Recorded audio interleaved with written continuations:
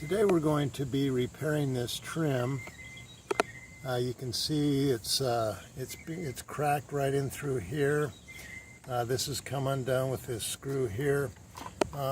This down here has got to be inserted into this gap here, and you can see there where that clip is down there.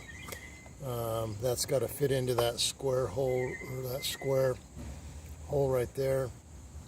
This clip right here broke off, so we're going to have to pick up one of those, because that will go into there. Should be a pretty simple repair. We'll just go ahead and get the parts, and then we'll show you how you go about doing that. And this can be applied to just about any trim. You just got to figure out what's wrong and what parts you need to fix it. In order to fix this, what you're going to need is some cleaner. You'll want to clean the area that you're going to use. We bought this JB weld, plastic weld, to create a bond between the two plastics. Remember, we've got this cracked plastic here, so we use that JB weld to seal that up and bond that together. You want some masking tape, or even some painter's tape would probably be better than that. We went and picked up a clip from the Toyota dealership. Remember, this one, the clip fits right in there and goes into this area here. You'll need to pick one of those up. You can probably get those on Amazon too, so you can probably get it there. You want a Phillips screwdriver. You're going to have to take some of the screws out. We've got a screw here.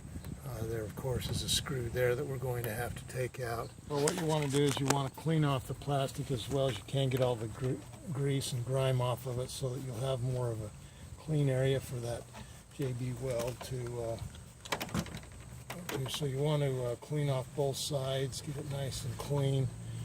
Anywhere you're going to use that JB weld, get the dirt and grime off so that you get a better bond. Alright, so what you do is you just open up the package. You're going to get take the JB weld out, and then you've got this little stick to mix it up with, and then you've got this mixing tray right here. So you just go ahead and turn the cap, remove it. We're just going to mix a little bit in here. You squeeze the syringe. That should be plenty. We'll then wipe that off and put the cap back on. You want to make sure you get that nice and clean, so that maybe pull that back a little bit to get the glue out. You then just go ahead and put the cap back on, and then go ahead and turn it.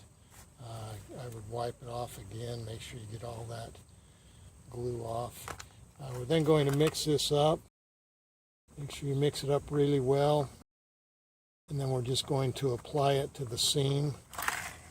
So we'll just go ahead and put this on both sides, and then just go ahead and start applying the JB weld to it. You want to get as much on there as you possibly can. I think what we'll do is we'll put some in the seam. That way we'll get a bond there. So we're going to be very liberal on this, get as much on it as we can, front and back. You don't want to get it on you.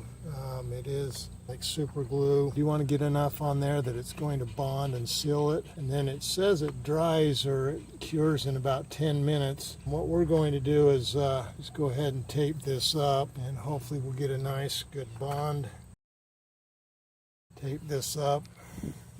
And we're just going to put some tape on here to secure it while it cures. You want that to stay in place. So we've taped this up. Again, you can use masking tape, or if you've got some painter's tape, that will work. The next thing that we're going to do, and we'll leave that on there probably for 24 hours, just let it seal and bond really well. Okay, so what we're going to do next is just go ahead and take out these screws. So we'll go ahead and take this screw out. We're then going to take out this little device down here. It's an anchor, so we'll go ahead and take that out by loosening the screw. So we'll have to hold on to the back of it with these pliers, and then we'll go ahead and unscrew it. We want to put that into the bracket. So we're then going to put this inside of here, And then we'll be ready. When we're ready, we'll be able to screw that on. Push this through like that, and then we'll be able to just go ahead and put the screw on when we're ready. And then I'm going to put in this. This is the trim retaining clip. You can see we just slide it down in here, and then that will be ready to go. And eventually we'll just go ahead and put that clip in there, and that will secure it. Okay, so we're just going to go ahead and put the clip in. Now we'll just go ahead and put this screw back in. And we might have to use some pliers. So I'm going to go ahead and tighten this up, and we'll also get the bottom portion put in. Just going to put that into the anchor that we attached, and then we'll just secure it with some pliers. And we'll just finish tightening this up, and there you have it. Thanks for watching Big Al Repairs, and hopefully you subscribe.